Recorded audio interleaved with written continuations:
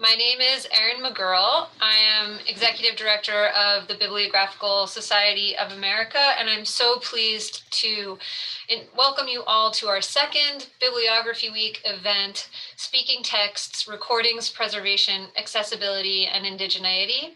I will hand it over to our moderator, Justin Tackett, in just a second, but first, some quick housekeeping notes.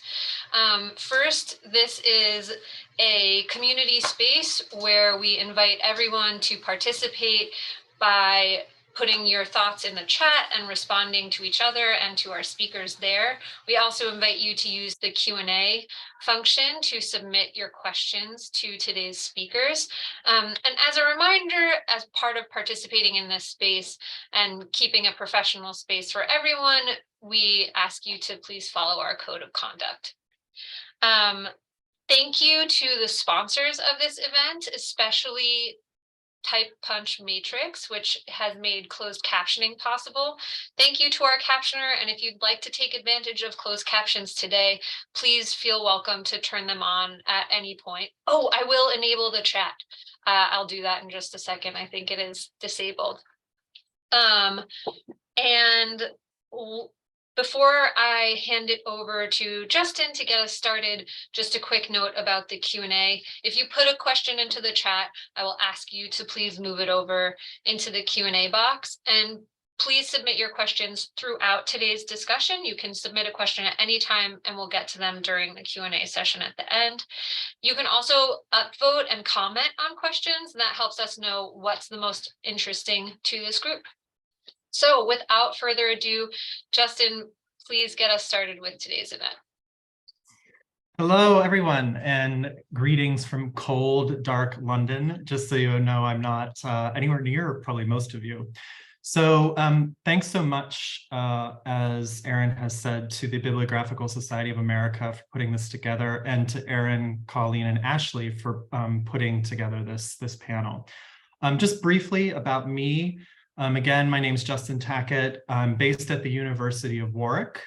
I'm a Leverhulme Early Career Fellow, where I research and teach transatlantic literature and sound technology of the long 19th century. And at the end, I'll say more about that. My current project is The Sound Era, Poetry's Machinery in the Long 19th Century, which is forthcoming with Princeton University Press. And my next project is Seeing Sound, the Poetics of Text and Motion Pictures. So that might come into my response. So what I'm going to do to really get out of the way is I will introduce our first speaker and give those introductions, as each speaker comes up. Then at the end, I'll give a small response and probably just one question to get the ball rolling. And then I'll leave it open to you and keep an eye on Q&A so we can get as many questions in as possible. Okay, so without further ado, our first speaker today is Kopana Terry, based at the University of Kentucky. Kopana is a preservationist photographer, musician, producer, oral historian, and archivist librarian.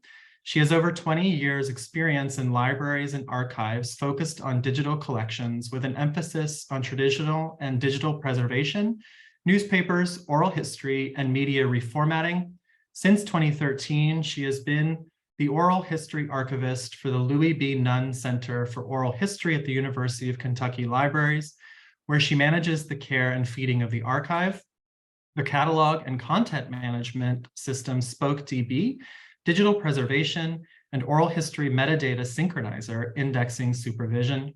She is also the curator of newspapers for the Kentucky Digital Newspaper Program at the University of Kentucky Libraries, and she holds a BA in Fine Arts, a Master of Library and Information Sciences, and will complete her master's degree in Historic Preservation in 2025. And Kopana's talk is titled Speaking Texts, Bibliographic Knowledge at the Nunn Center for Oral History. So Kopana.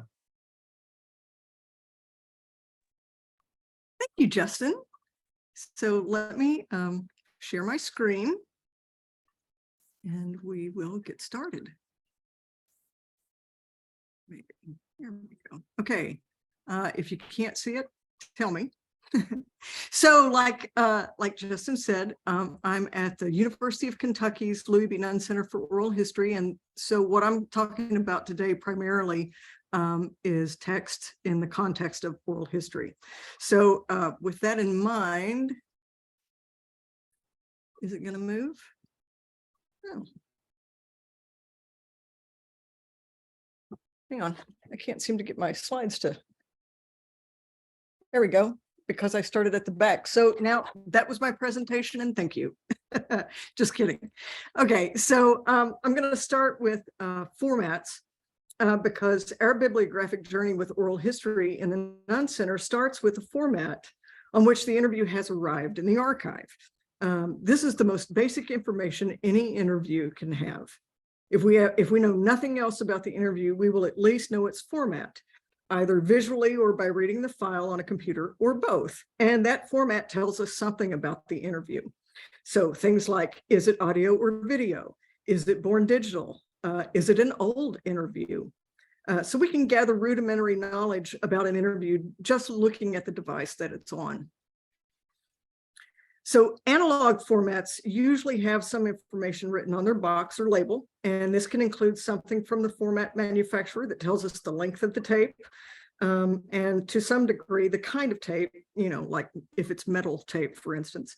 But it can also tell us who the interview is with and by, the date, sometimes the intended project. Some of our oldest cassettes have box labels that were neatly typed by a previous archivist that tells us what the interview is about and the corresponding accession number. I've added SD cards to the analog list here because they are physical objects. And for the most brave, they can actually write something on those little bitty things. And so all of that information is useful and can become part of the bibliographic record. So likewise, all digital formats have a header, and those headers carry a variety of information about the file. And these usually come to us as technical metadata only, like the format, the bit rate, duration, and so on. But with the right software, we can add administrative and descriptive metadata if we want to those headers. And we do, in fact, add administrative metadata to our MP3 access files at the Nunn Center, as well as to our master files that we digitize from analog cassette.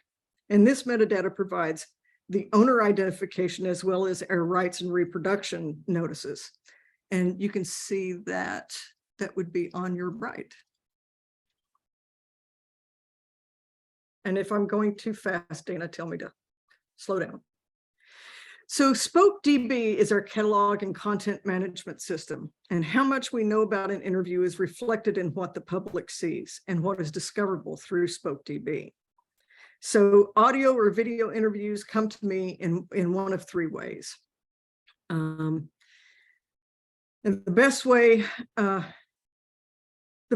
for an interview to come to me is if it has like an information form that the interviewer has filled out ahead of time, and that gives me a description, keywords, and what we call in the Nunn Center as red flags. And these can be, they're basically markers that tell me if there's something we need to be aware of. We live in a different time now where posting interviews online is very different than it used to be. I mean, it actually puts us in the position of being a publisher once we start doing that. So, we have new ground to traverse with that sort of thing. So having these red flags helps us, it gives us a heads up about what might be in this interview, because we have almost 18,000 interviews in our entire collection, and nobody has got enough time to listen to every single interview that comes in.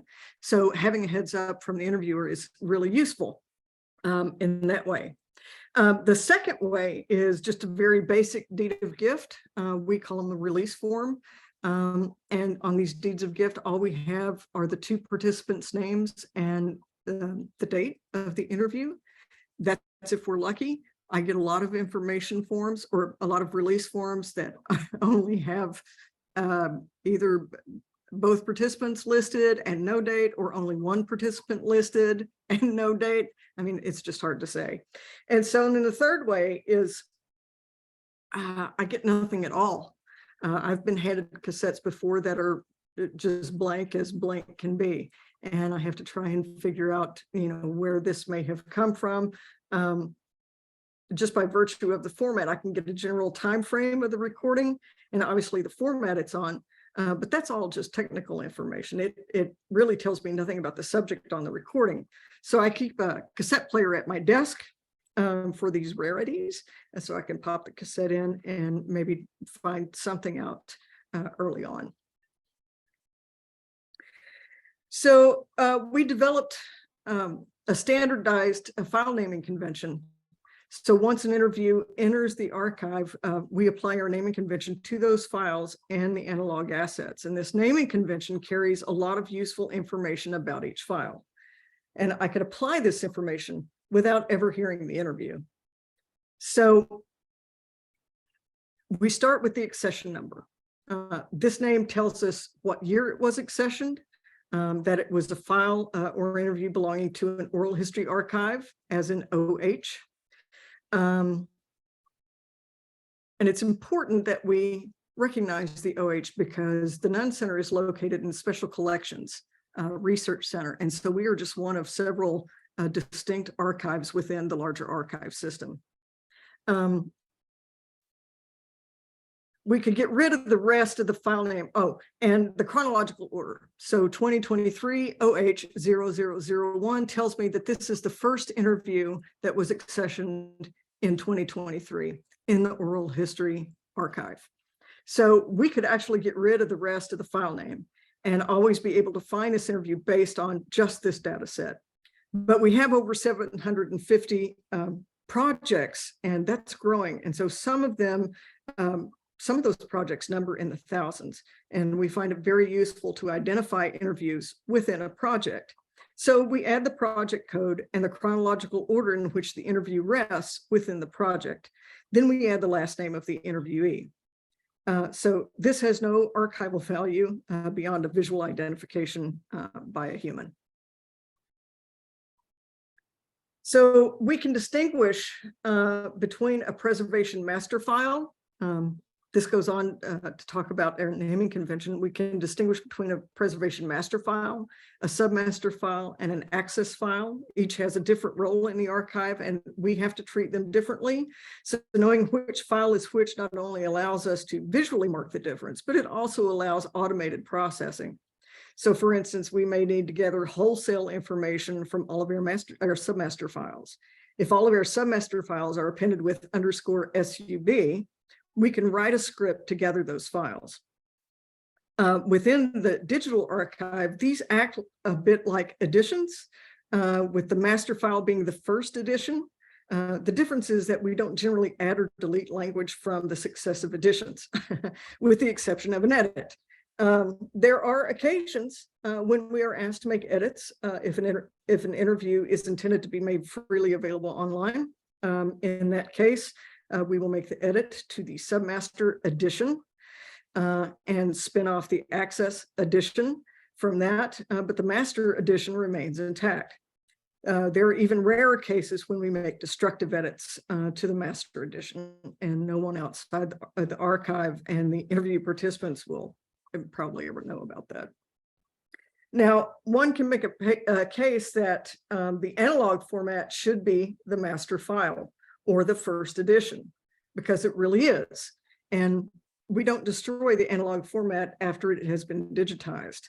At the same time, what we're really doing here is building parity between our analog archive and our digital archive, where it's applicable. And by that, I mean, if there is an analog equivalent. So for example, we have two kinds of cassettes, the master and the user copy. And that's the old school convention. For our digital files, we use master and access. If our interview did not come to us as born digital, as most of them do today, we keep their old school distinctions intact and place them in a controlled storage with the other analog interviews. And after digitization, we adopt a digital archive convention and place the files in the digital archive. What we don't do is spin off a new cassette of a Born Digital interview. We could, and we probably should for reasons that are outside the scope of this talk.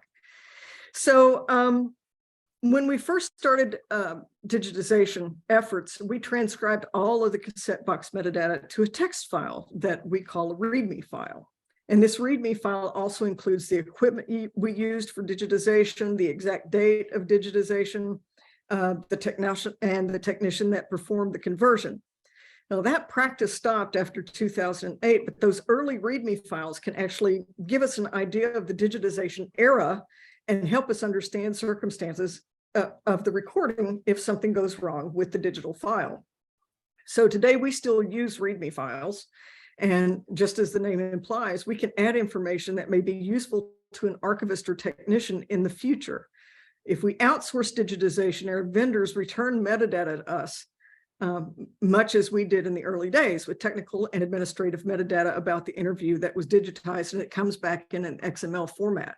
So we turn those into or add them to the already existing README file for any one interview. We might also add information about the deeds of gift, missing or multiple cassettes, quality of the interview, and so on. So these README files are valuable for archivists or digital preservationists who work outside the catalog with the digital files themselves. So in this way, the digital package can stand alone or in a collection. And in the worst, much like a book, it is a standalone book, or it can be on a shelf with other books at that point without getting lost. In this way, the worst case scenarios, we can recreate the catalog records from this digital package. And this continues the practice of mimicking our analog and digital archives and the parity between them. But that's enough of that. So when we start, just very quickly, when we start thinking outside the box of what an interview is like when it comes to me and its rawest form, these days we can start to add additional information about an interview. And in the old days, the transcript used to be the thing. That's the technical term that we call it in the office, the thing. So this was the material everyone wanted. It was the transcript that they were after. The conversation was written out, so it was easy to visually scan, easy to quote from, which was really important if you're writing a book or article. So the caveat here is that the transcripts were often edited before going into the archive and made available to patrons. That means the participants could correct incorrect dates, but they could also change everything that they said. Verbally telling your story is not always the same as reading your story, and a third party's perception is equally different. So how many times have you heard someone respond to being quoted in the newspaper and they say, "That's not what I meant," or "That's not what I said"? Oral recitation has the added value of intonation, and video adds yet another value of body language that text doesn't do. So I always use, for indexing, I always use my boss's analogy for indexing. Imagine you go to the grocery store for Cheerios. You ask the clerk where to find the Cheerios, and the clerk says aisle 5. So the clerk is assuming that you're looking for a big yellow box of cereal. All we have to do in indexing is tell you where aisle 5 is, but it's a very subjective process. And there are a lot of things that play into that. One's perception of what's being said, their historical knowledge. They may be indexing an interview that's 40 or 50 years old from a person who's talking about something that happened 80 years ago that they don't know anything about. Age plays into that. And then you have brevity versus verbosity when talking about indexing. How verbose do you really want to be? So those are things to take into consideration. And then with video, and I mentioned this earlier, with video, you get even more information just by looking at this. You don't have to hear the interview. You can tell things about these people and this interview just by looking at them, from the background to the color of their skin. What, are they wearing caps? Do they have hair? Are they male, female? That sort of thing. And then I'm not going to go into too much of this since Alan is here and he's going to talk about it. But, you know, in the oral history community, we are becoming much more aware of TK labels and Mukurtu, which is Alan can tell you about it better than I can. So I'm just going to shut up and let him tell you about it. But, you know, there are great things that we are taking into consideration, trying to decolonialize as much of our process as we can. And so I think that's my time, and that's plenty of time. And I'm going to stop my screen share now. Excellent. Thanks so much, Kapana. I certainly learned a lot more about the, you know, the technical side of things. So that's great. Great. Okay, so next we have Mara Mills from New York University, and she's a historian by training.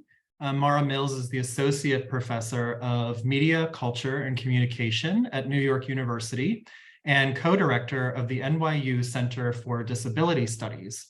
Her most recent publication is CRIP Authorship, Disability as Method, co-edited with Rebecca Sanchez and forthcoming from NYU Press in July. And Mara will be talking about sound as access, making sound archives accessible. So please, Mara. Hi, thanks. Yes, I am a historian, and I'm going to talk a bit from that perspective. And I was really excited to get to hear Kapana's presentation and learn about the trouble I make for all the archivists and librarians I work with as I deposit collections with them. So Justin, thank you so much for bringing us together on this panel with our different methods and our different topics. I'm excited to hear what the conversation will be afterward. I will talk for about 15 minutes about a few of the sound collections that I've assembled, digitized, or otherwise worked with as a historian of technology and disability. And I'll specifically talk about a subset of recordings like talking books and recordings of reading machine output that were originally designed to give blind people access to ink print material in the 20th century, but which pose their own accessibility issues once they are formally archived. And again, once they're digitized, if they're digitized. So I received my doctoral training in history of science with a focus on the history of electroacoustics and telecommunications technology.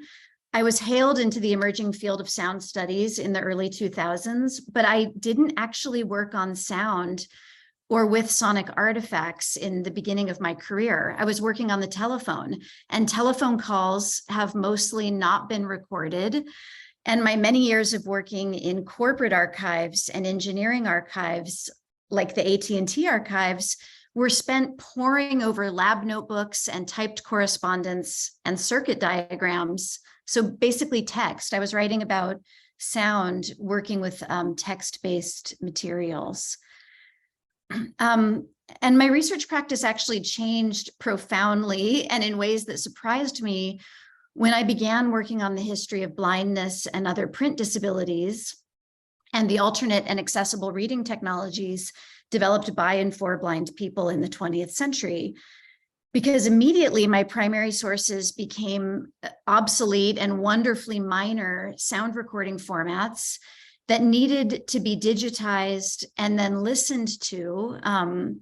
And listening is a durational process, unlike searching or skimming text, in order for me to access them. And they often had to be digitized because the original playback machines were missing, or they were just prototypes. One person, the recording was made on a device that it was impossible to locate, or of a device that was impossible to locate. And then also some of my sources for this new project became Braille documents that had to be transcribed for me, a non-Braille reader, in order to be able to read them. So in 2013, I received a National Science Foundation grant to digitize a number of early talking book collections held in established archives related to blindness and blind people, such as the American Foundation for the Blind Archive, also the NFB archive, parts of the APH archive in Louisville, Kentucky.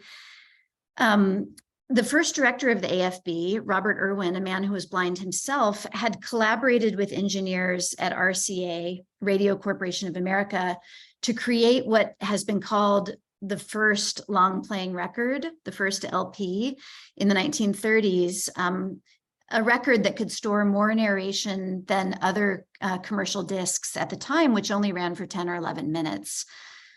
And he did this because he wanted to be able to put book-length material onto discs, onto records for blind subscribers. So the AFB, later joined by the American Printing House in Louisville, began recording talking books for the National Library Service for the Blind program, which was initially just a Braille circulating program sponsored by the Library of Congress. And the AFB Archives to this day has maintained a collection of these talking books, including the very first talking books, which were preserved, but rarely, if ever, listened to in their vaults in downtown New York. Some of these have actually now been moved to the APH in Kentucky. So I digitized that collection for the AFB, and I was doing that in the same years that the longtime, now retired AFB archivist Helen Selsden was winning her first of several NEH grants to digitize the AFB's massive Helen Keller collection and heavily used collection. So Selsden was also the manager of the talking book collection, which Helen Keller had played a role in advocating for it to be circulated as part of the Library of Congress. So Selsden has pointed out across many, many articles that she's written, the irony of the AFB collections being almost entirely inaccessible to blind researchers. In one of these articles, she writes, disability history has been overlooked and inaccessible in our own communities.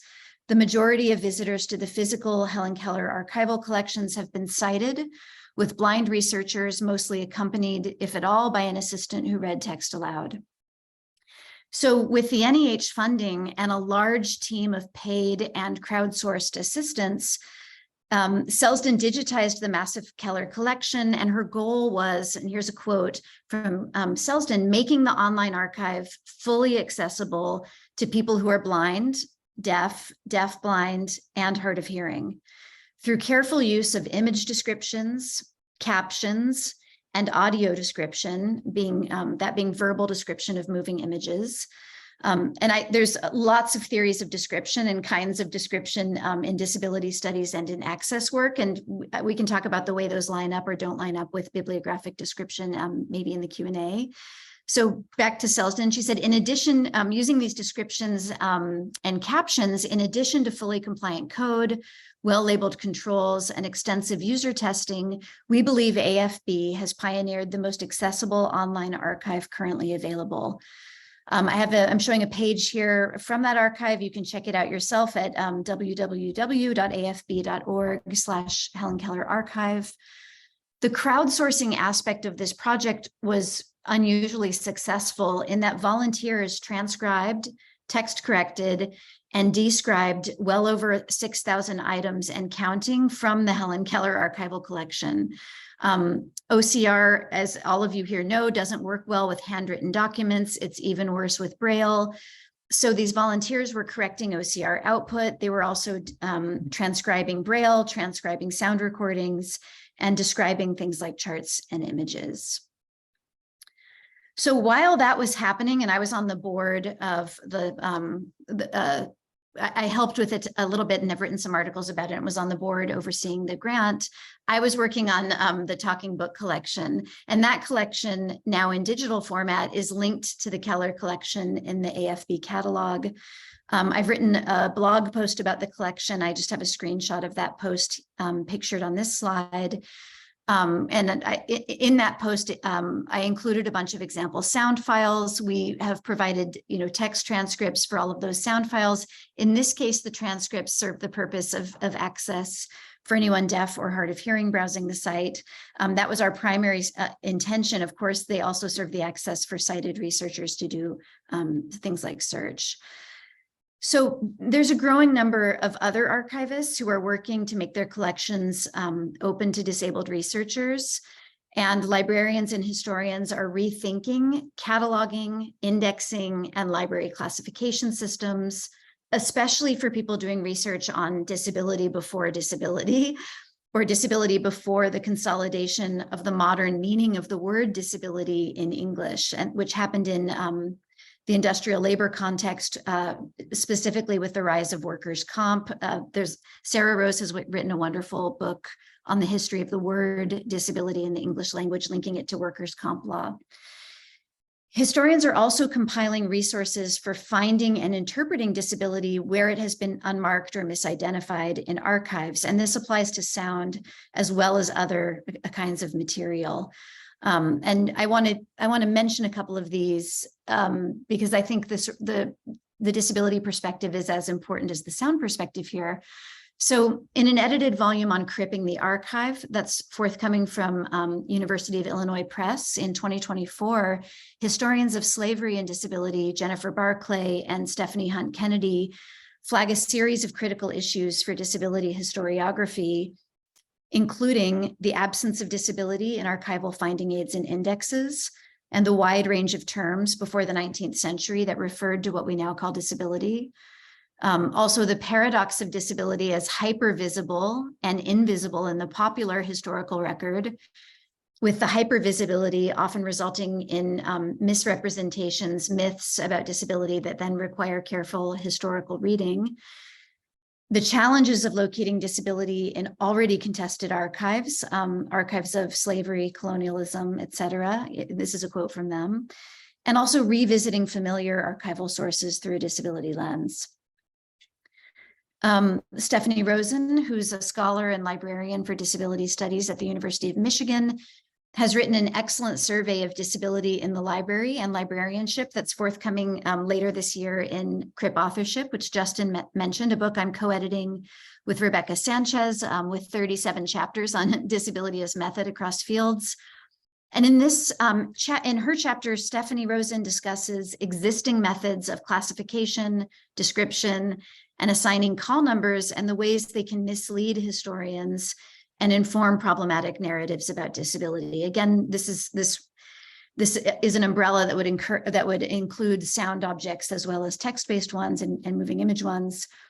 For instance, Rosen argues that the hierarchical arrangement of classification systems continues to reflect the eugenic logic that informed their original development. For example, while defective has been replaced by people with disabilities, the concept is still listed under special classes of protection, assistance, and relief, which is itself listed under social pathology, social and public welfare criminology in the Library of Congress classification outline. In short, Rosen argues the entire subject of disability is still locked under its original eugenic framing as a problem for science and the state, even as specific terminology evolves. And she has much more to say about this, and I highly recommend her article on disability librarianship when it comes out. So more pronounced in my own encounter as a historian with the sound recordings in the AFB archive than any bias in the cataloging that might not have been obvious to me at the time was my own personal bias as a sighted reader, which initially caused me to misread the talking books that I had digitized in the interest of writing articles about and researching. So one of the framing questions for this panel is, does the physical format of the sound recording help us to understand the production and dissemination of the text? And I want to say that in some cases, no.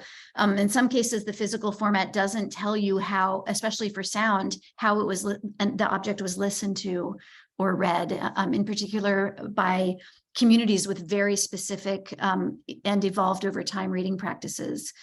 So for me, in listening to the earliest talking books, these AFB talking books from the 1930s, which again had not been listened to since probably the 1940s, they had stopped circulating. I was initially taken by the celebrity narrators from the 1930s and 40s who had made the records, the sound effects, the musical scores. I was listening to these as a sighted person and a sound studies person who appreciating them for their sound design. One example from the AFB Talking Book Studio is this 1944 recording of Alfred Lord Tennyson's poem Enoch Arden with background music by Richard Strauss. This is a very noisy recording, and the noise was actually already cleaned up a bit. I'll just play the opening for you to give you a sense of what the kind of thing I was listening to. The American Foundation for the Blind presents Enoch Arden by Alfred Lord Tennyson, with the music composed especially for this poem by Richard Strauss, narrated by Paul Laysack, with Ibna King at the piano. Recorded on 2 records solely for the use of the blind.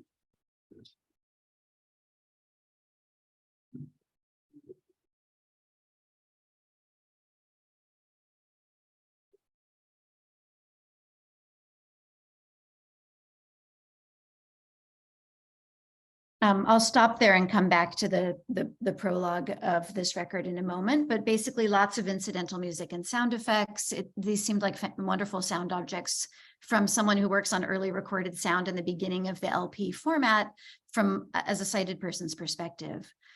I didn't even begin to consider the ways blind subscribers themselves were reading these books and possibly resisting the early sound design and narration of these books until I began working with a private collection in the garage of Harvey Lauer, pictured here, a blind engineer and teacher and pack rat, historian's dream, who was a technology transfer specialist for the Veterans Administration for over 30 years.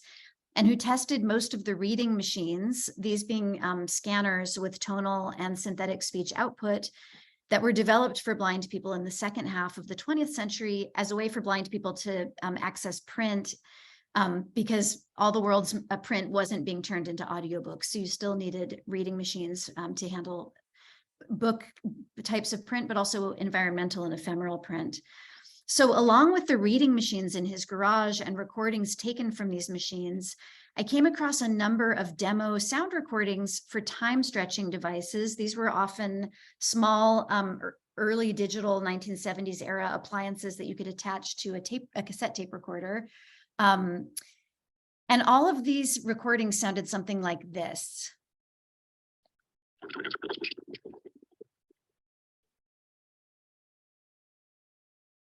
Am I running low on time? Okay, cool. I'll wrap this up. So I asked him about these sped up recordings, and he explained to me that he and other blind people listening to talking books in the phonograph and tape eras wanted to skim, speed read, and search, just like sighted people do with ink print or blind readers do with Braille. He and his colleagues and his friends did not like the over-embellishment and over-interpretation of the narrators of early talking books. And they came up with numerous hacks to speed up their tape players and their record players. And this, I've written about this, but this later encouraged the development of time stretching devices and pitch shifting devices. Things like auto-tune came out of the testing and engineering by blind people and with blind people who wanted to speed read by ear. So I had completely was mistaken in how I was encountering these formats. Yeah, and I'll just wrap up by saying, because I think this might lead into Alan's presentation, a totally different set of questions for me as a historian regarding the presumption of universal access to sound archives, something that Helen Selston and I had been working for, came up for me when I collected and digitized the Women's Braille Press collection of 4-track tapes. Again, this is an unusual format that was created by the Library of Congress specifically for blind readers of tape-based talking books. This was a deaccessioned collection that was about to be thrown out of about 800 books that had been recorded by a cassette collective and circulated. The cassette collective was based in Minneapolis. They were circulated to blind subscribers. It was a sort of casual feminist collective of the 70s. When I and my blind RA, Shafika Hash digitized and listened to these cassette tapes, we realized that almost all of them were separatist. And they were all opened with an injunction that they were for blind lesbians only, kind of like the injunction that you heard in the early AFB talking book, that it was for blind, recorded solely for the use of the blind. There's much more to say on why the blind separatism and the lesbian separatism came together in this collection. I don't have time to I don't have time to go on about it, but I'll just say Shafika and I spent a long time wondering if we should listen to these and where we could archive them. I'm a lesbian, but I'm not blind. Shafika is blind, but not a lesbian. We were like, can we keep playing this? Can we listen to this? We eventually donated the whole collection to the Lesbian Herstory Archives, which in their basement has a number of separatist collections, BDSM separatism, lesbian separatism, and now they also have this blind lesbian separatism collection. And we're letting them handle the access question. But I just bring this up since my theme here is access, to say that, you know, these 3 vignettes I've given you about my work with disability sound archives point to the complexities of access, how past assistive technology can become inaccessible over time and once archived, how to recall disabled practices of listening because the sound recording and other formats are not enough, and when to resist the impulse toward universal access. All right, terrific. Thanks so much, Mara. And I see other slides that we couldn't get to, so maybe we can bring those up in the Q&A. So last but not least, I'd like to introduce Alan Corbiere, who is from York University, not to be confused with New York University. Alan is an assistant professor of history, specializing in Indigenous peoples, Anishinaabe language revitalization, and treaty research and relationships. He's the recipient of numerous prizes for his work on Indigenous languages in Canada, and his recent publications include Audio of Text, Art of Tradition, which was published in Afterlives of Indigenous Archives in 2019. So over to you, Alan.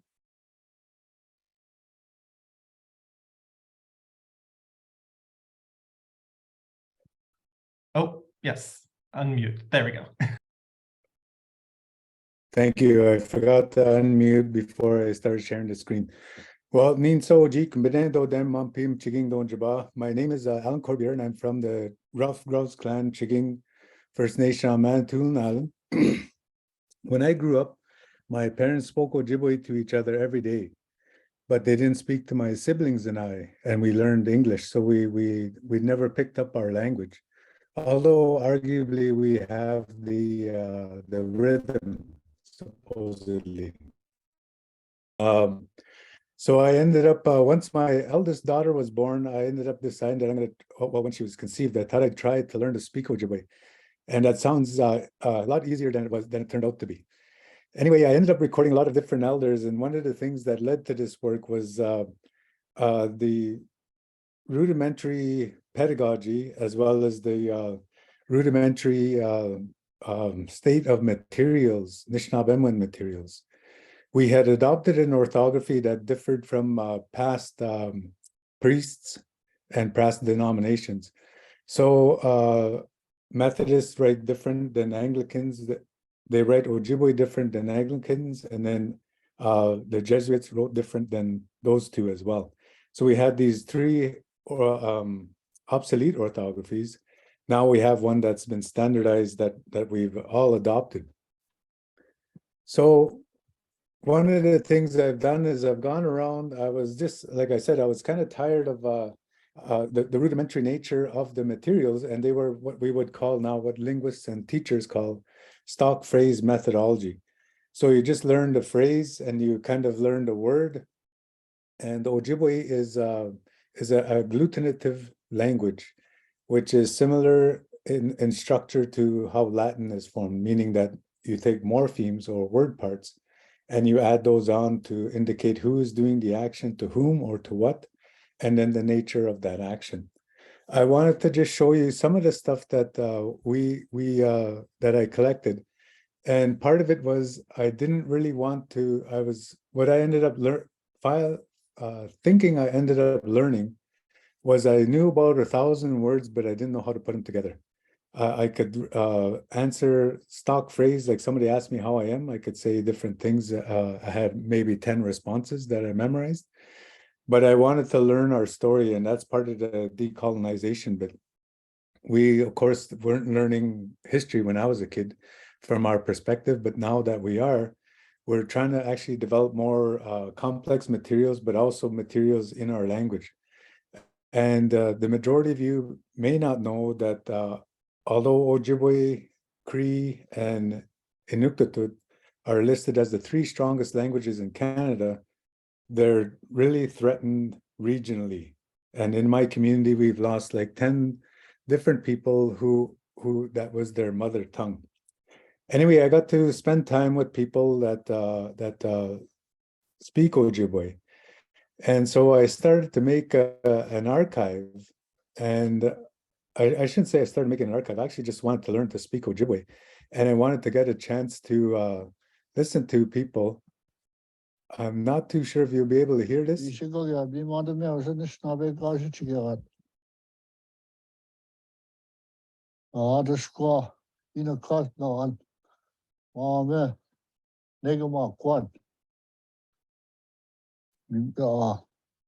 Wages should call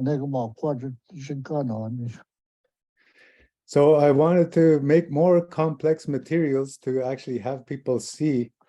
So this fella, when he was a kid, this is how they used to tap maple trees. And you see here, you see the sap coming out of it. I had to truncate this, of course.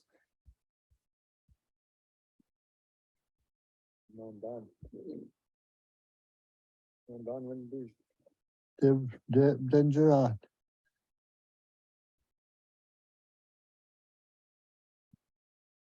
So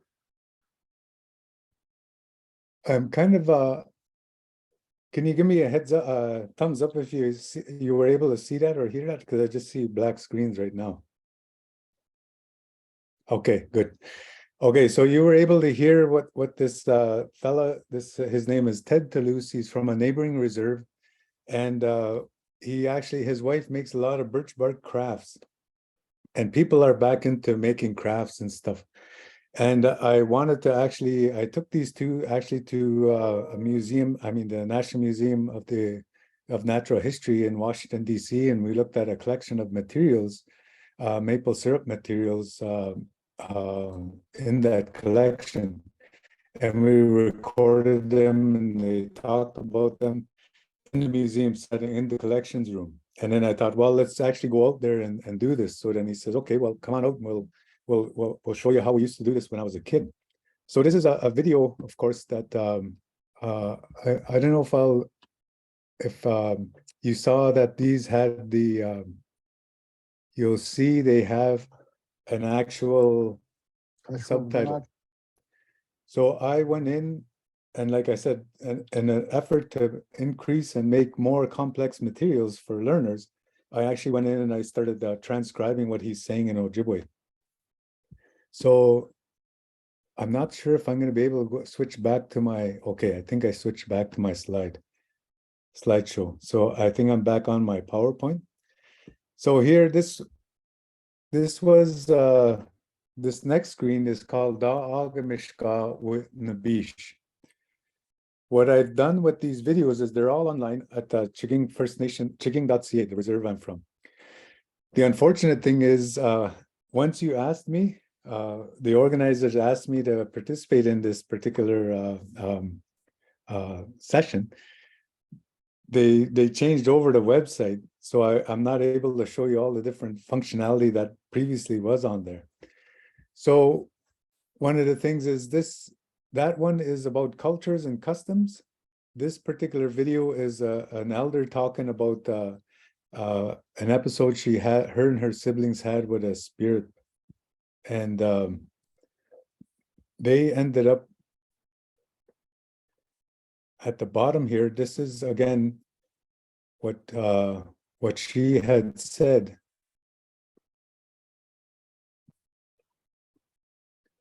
But what I wanted to show you here is that on this, we're playing with formats online. And this is on your left is the Ojibwe, and then on your right is the English translation.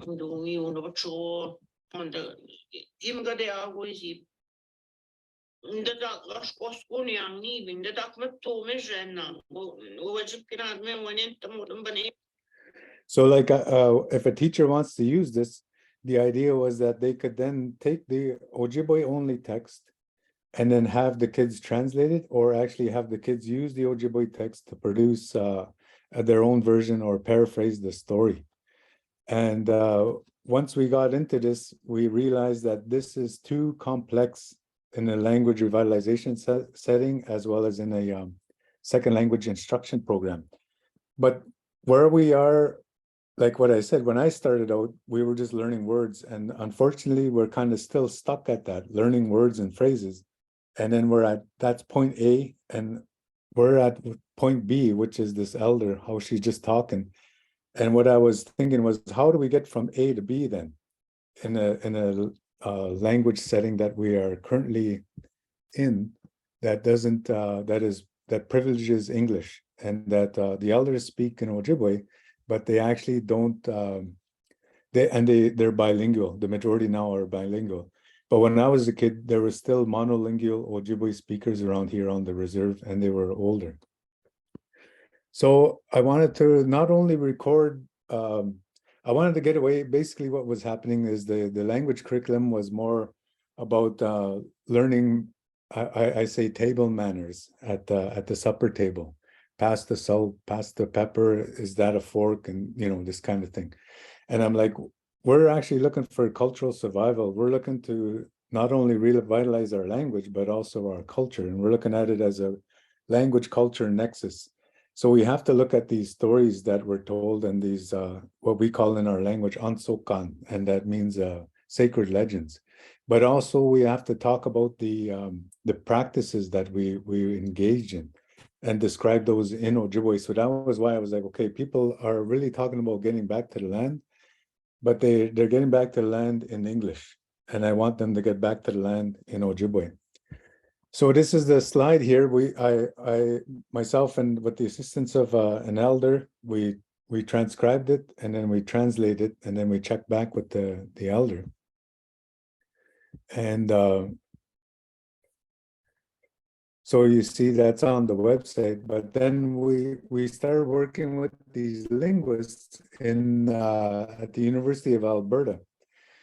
And the interesting thing is, like I said, the language isn't standardized yet, but on your right there is the actual transcript. And they were doing a mock-up here. And the mock-up was to show that if you scrolled over this text here, it would come out like if I went over Chizibe, then it would actually give you the what they call the lemma. It would tell you what Chizibe means, and it means great river, and then that it's based on river, Zibe, and then also Kche. So each and every of these words would have been connected to an online dictionary that now exists. And then this would then assist, the idea was that this would assist self-motivated individual learners learning Ojibwe over the internet. And then that they get, this supplements formal instruction. So we had to try and categorize the actual text. And then here, what I wanted to do was, we were learning words, like I said, like table manners, like fork, spoon, and all this. And I thought, well, okay, we want to teach the children our story, but what are the main stories we want to teach? And then if we teach them these stories, how are they told? So what this linguist helped me do, I said, I want to actually see what are the most common words in Ojibwe that are used in these stories. And then we're going to teach them.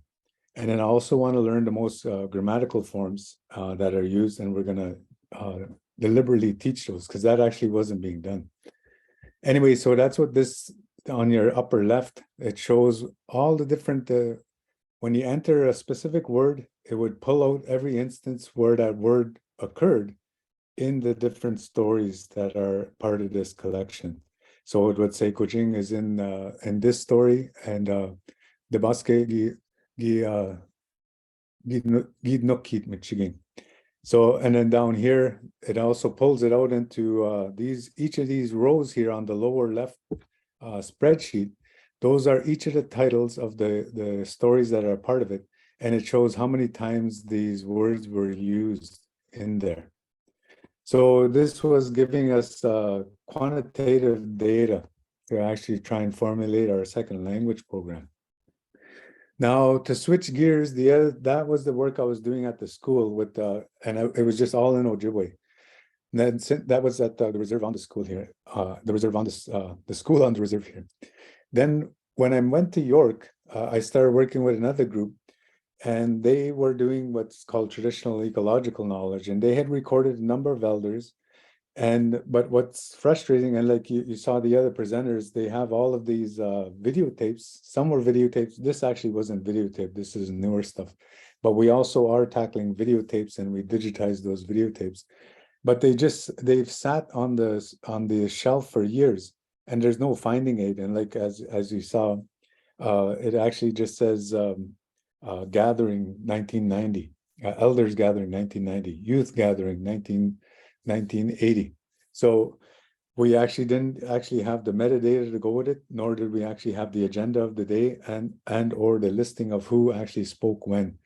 So here, just this year, we've gotten a student, and the student was really good, and they knew how to use Excel really well. And I said, I want to go through each of these videos, and I just want you to timestamp whenever somebody spoke, and then highlight for me when they spoke Ojibwe, because I don't want to listen to a whole 2-3 hour tape and then find out that they only spoke Ojibwe at 1 hour and 15 minutes. So I wanted to fast track that, be able to, like what the previous speaker was, Mara was talking about. You want to skim through and get right to where you want to listen to. And if you see on the leftmost, the rightmost column, that's where we categorized all of the different themes. So I just had a meeting last week with the student, and they ended up, I was like, are we going to be able to search this? This isn't Access, this is on Microsoft Excel. And I wanted to make this where that if somebody saw this finding aid, then they were able to get right to the YouTube video. So if you see here on this, the video link, you can actually get to that video, and then you have to just scroll ahead to that minute. But now what the student told me as of last Friday, they're going to do is they're actually going to put the link in here, right in this page on this particular cell, so that they can go right to the YouTube part, minute and second of when they actually start talking in Ojibwe about that. Or if they're interested in treaty rights and or systems of governance. So they have all these different categories, and we have a separate spreadsheet that shows what the categories are. Anyway, I wanted them to say, I was like, okay, well, how are we then going to be able to pull, like, if a researcher comes in, native or non-native, and just says, I want to research constitutional law. And if they enter constitutional law, will it pull up everything? And of course, with Microsoft Excel and Microsoft Word, when you just use that upper right find function, then it takes you through every instance. So right now, it doesn't actually tabulate it in one neat page yet, but we're kind of getting there. This is kind of where we are at this particular point, is going through each of these videos where there's kind of a big gathering of elders, and then time stamping them. And then now hopefully we're going to be able to go from the video on YouTube to the finding aid. But for now, we're actually at the finding aid back to YouTube. And I hope that worked. I kind of have no idea if it was going back and forth, because sometimes when you switch from PowerPoint back to the web, then back to PowerPoint, then you're not sure. I'm not sure. And all you see are names and black cells with names. So, okay. I see that somebody said it worked perfectly. Okay, good.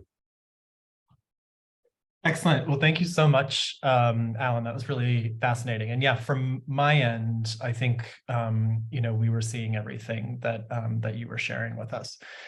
So as Aaron has put in the chat, I feel as though I have both failed moderating miserably and succeeded because we've gone over time. We're at time. But that means we had three really fantastic presentations. So I wanted, we wanted to make sure everyone got through as much material as possible. So as Erin said, if you have to go now, there will be a recording posted later. But if our three panelists at least can stick around, we'll enter into Q&A. And in the interest of time, I am basically going to mostly step aside. And what I hope to do is kind of riff off of some of the questions that are in our Q&A by way of collectively responding.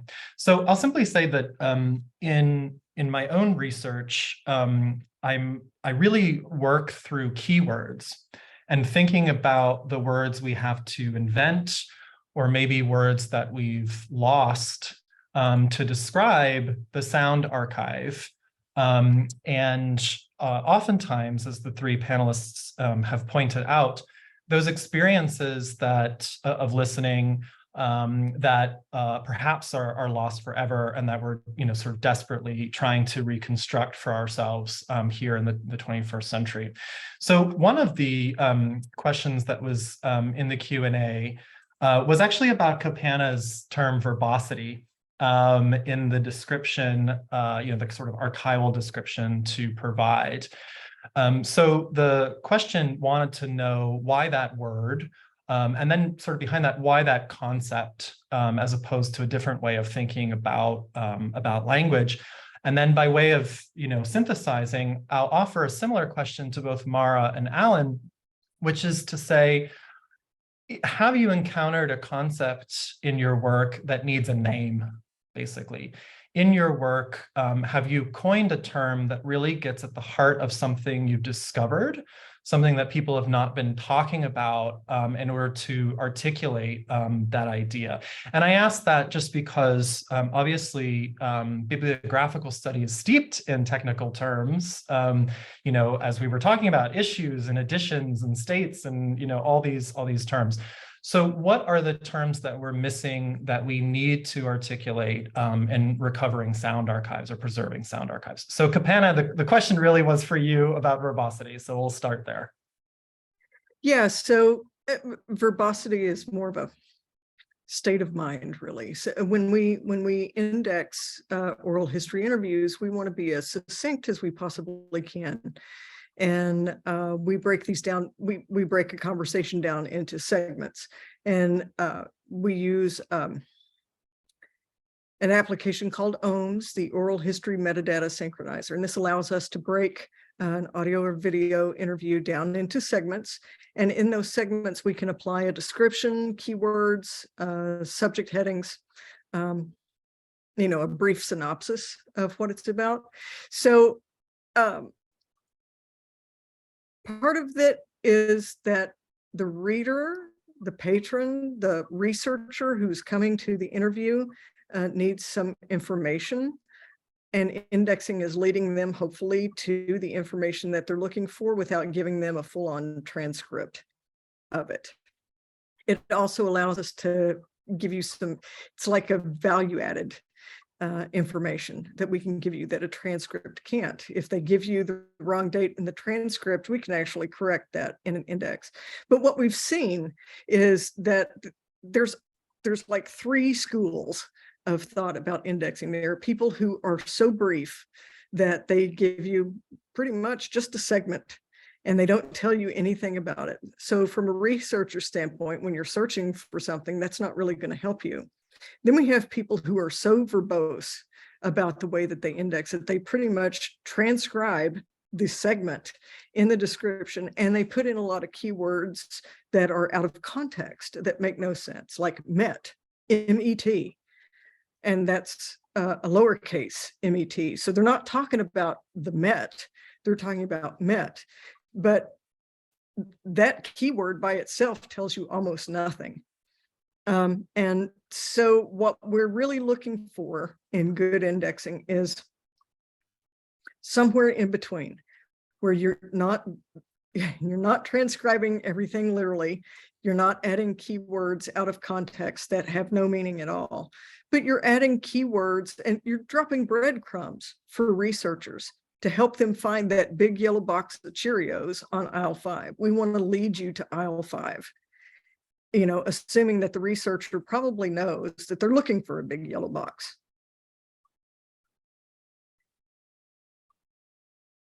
And Mara or Alan? Never ask someone trained in STS about terms they've coined. I like took 2 classes with Bruno Latour. We're famously scientistic in our love of coining terms and famously criticized for coining too many of them. I mean, in the subfield of disability and technology, whether it's sound technology or other technology, I mean, yeah, I've coined phrases like assistive pretext, which is similar to Liz Jackson's phrase disability dongle, about these technologies that are advertised as being about disability, but they actually aren't. They're not useful to disabled people, or they're initially designed for disabled people and then marketed elsewhere. I actually think the bigger issue in terms of terminology and sound archiving is about either updating outdated terms. This is what I was mentioning with Stephanie Rosen's work on librarianship. So, you know, removing outdated terms and updating them with language that the disability community or communities plural use today, or clarifying the meanings of terms, because in disability studies and activism, a lot of terms have just been reclaimed. So even the word disability has been reclaimed. There's an entire hashtag campaign that is hashtag say the word among disabled people, urging people to use the word disability and not euphemistic terms like special or different, or, you know, so there's the bigger linguistic issue is just either reclaiming terms that seem to be stigmatizing and aren't, or updating terms and getting rid of terms that actually are truly outmoded. But I guess with regard to reading, you know, reading by ear, it's just getting people to see it as reading. You know, there's a lot of debate in education circles about whether listening to talking books is a form of reading, but blind readers will call it reading. So again, this isn't requiring coining a new term. It's about making an old concept, reading, more capacious, to include lots of different formats and techniques.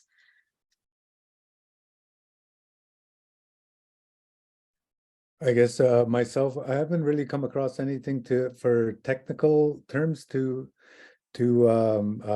change per se, and because part of it is we're just learning more about the use of the technology, as well as the creating of the database, as well as actually creating these finding aids. And I've just found some of the finding aids that we've used in the past, older stuff, like what I think Copana had said, Terry had said that it was aisle 4, you know, and we wanted something a bit more specific. But on the other hand, the other work that I do that isn't necessarily in the community-based work that I'm doing, but the Library and Archives Canada, or any archives in any other collection, where you come across different terminology. And we're, as a university prof, we're kind of always you know, even the word Indian that we're using, you know, do people want to use that? And then, of course, in Canada here, we used to use Native when I was a kid. This was in the 80s. Then it moved to Aboriginal. Now it's Indigenous. And so each time you make these name changes, then your cataloging system, of course, Indian, Native, you know, you go up and you then end up having a plethora of search terms. And that's the thing that ends up complicating us for those bigger archives. And they also have some collections online.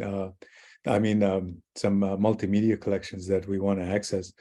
So when they change those terms, like if everything's now Indigenous, I go to the Library and Archives Canada or to whatever American Philosophical Society, and I don't know what their terminology is, then I could miss something in the search terms. So that's the one of the issues that I guess that I see that's happening when we're changing these terms, and then what we're trying to do is to make it.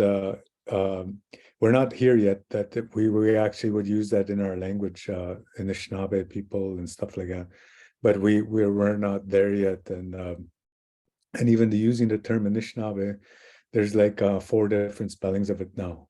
That because some people are refusing to adopt the standardized orthography that they all said they adopted. Anyway. Yeah, Kapana, did you want to come back in? Yeah, just to speak to what Alan just said, we have a lot of conversations at our board table about terms that we would use for the deaf community, for the blind community, and for the changing terms for any community. You know, terms are changing constantly. And we actually have a group in the wider library system as well in special collections, and we talk about this all the time. You know, how do we include the new terms without throwing out the old terms? Because there's a real generational gap in some of this stuff. And even in describing some of our oral histories, you know, you could be talking to somebody who uses language that was perfectly acceptable 30 or 40 years ago that is not acceptable today. And it's interesting to see the reaction that we get from some of our young indexers who, I mean, they come to you and their hair is standing on end going, I can't believe you're going to put this online.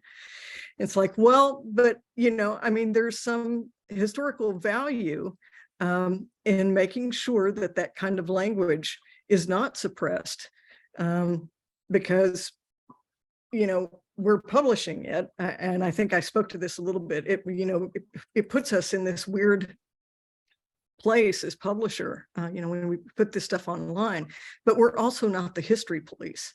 So we're not going to take things offline because we find it offensive. That's not up to us. That's up to the researcher to do whatever they're going to do with it. But yeah, it's really, we struggle with that. And, you know, and we try to find ways to not throw the baby out with the bathwater when we're making these changes. Excellent. Well, so the organizers, we've agreed to go on just for a few more minutes. And what I was completely ignorant of was our panelists were diligently typing their answers to the questions. So everyone, I think, pretty much got the answers they were looking for. So the organizers have actually asked me to, yes, use my prerogative and say some synthesizing things here at the end under the rubric of my own research, but what I learned today, and then we'll finish probably in about 5-ish minutes, if that sounds okay to everybody. So obviously, I'm deeply impressed with the 3 panelists, not least because they are outside of, but definitely informing my perception of my expertise, which is 19th century British and American literature, and in particular, poetry. So I just want to say a few things about that, if I may. I'm a deep believer in the archive. I just got back from the Huntington, where I was looking at all sorts of terrific things. And anyone who's been there knows it's an archivist's dream. So one thing I'm struck by, to put out my own keywords, is the word format, which was used by, I think, all 3 of you. And that is a word we, in English studies anyway, don't always use. We often use form instead. And when we talk about form, we talk about, in the poetic sense, for example, things like lineation, rhyme, rhythm, and meter. I think this is one place where people like, at least literary critics and bibliographers talk past each other. And I would also say that media theorists, Jonathan Stern, for example, made an appearance, have thought a lot about format. And I think one thing that could happen, thinking about the archives we use is to put format and form in conversation. What do they mean together? How are they different? Are they different? Is one question I think we need to ask, just in terms of keywords, for example. Another thing I wanted to say, which I think comes through in all three presentations, is the effective response that these archives elicit. I think probably all of us have the experience in the classroom. Alan was talking about making things accessible to teachers, for example, that sound recordings tend to have much more an impact for students or for the public than text sometimes does. And so there's an ethical, I think, need for the kind of archival preservation that the three panelists are involved in, to draw people deeper into the archives, and to not necessarily think about the archives as sort of a bunch of dusty books, but as Mara has advocated, to expand the notion of what quote unquote reading is or can be, I think is a big expansion that we should be involved in. I'll just give you one example of something I'm working on, and I would be happy for critiques or leads in the Q&A. One of the scholars I'm working with is a guy called Patrick Feaster, who some of you might know, who's deeply involved in recording recovering old sound recordings, which is happening all the time. Things we thought we would never hear again are suddenly being heard, which is wonderful.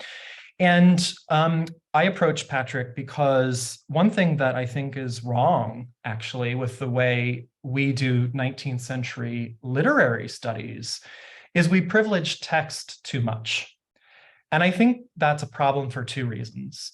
One is that for most of the 19th century, people were not literate.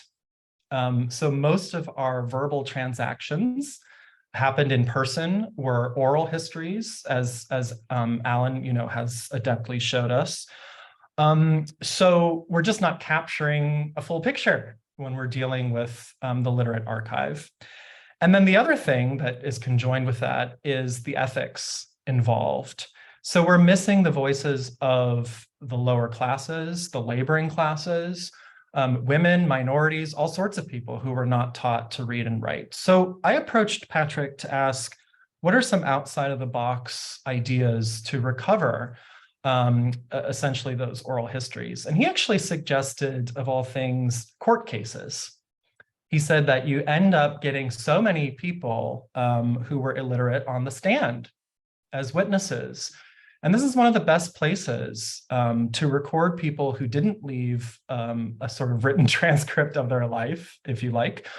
And moreover, it might be one of the places where we can find things like accents, dialects, other sorts of jargon, perhaps, that got wiped out by dictionaries and other sorts of formal things that happened in the 19th century. So we're going to try to do that. And I was keen beyond that, on that affective element. And Alan has a vocalizer that will actually read out loud the witness and the testimony from these folks, so we can hear them. And I do think that maybe appears to be a sort of frivolous ornament, but I think, again, in the classroom can actually be an extraordinary teachable moment. As, for example, again, when I don't know about you all, but when Alan was actually playing the recordings and we heard the voices, it's a totally different experience. And I'm going to finish just by saying this. Another thing I'm working on in terms of keywords. What are those keywords we think we understand that we don't? Mara was talking about recovering experiences that maybe we've been cavalier about and thinking we know what they mean or what they're like. And one word I've been working on a lot is fidelity. So a lot of media theorists have shown how fidelity is constructed, that it's a cultural construction where we all sort of agree what's an accurate sound recording. And that is a cultural construction. There's sort of nothing objective about that. And the reason I'm looking at that word, among other things, is fidelity is really old. And we think of fidelity in quite literally romantic ways. What do we owe to a partner? What do we owe to our country, et cetera? So I think there are words like that that can actually draw together the affective experience with all the kind of technical elements that we're talking about today in bibliography, to basically turn out to the public and to draw them into the archive. So we're not, just the 4 people in the library who are trying to recover these things, but it's a larger group, sort of international effort. So I hope this panel, among other things, has shown some of the ways we can do that. Okay, we're out of time again for a second time. So I'd like to thank all 3 panelists again, and also the BSA for sponsoring us. And that's it for me. Erin, are there any last things? I will just say thank you to everyone for your wonderful presentations today, to the audience for sticking around, to our captioner for staying over. You can find everything else that's going on this week at bibliographyweek.org. Lots of free events to participate in. And I also just want to say, I think that one of the things that has really meant something to me is just, so many of the folks in the audience, so many BSA members are people who care deeply about bibliographical description. And I think that today's event really underscored the importance of description on so many different levels for so many different kinds of people and textual traditions, really understanding, really exploding that term textual. And so thank you to all of you for bringing that to BSA. It's an honor to have you. And I hope we will see everyone here at the rest of Bibliography Week events and again in the future. Thank you so much. Bye, everyone.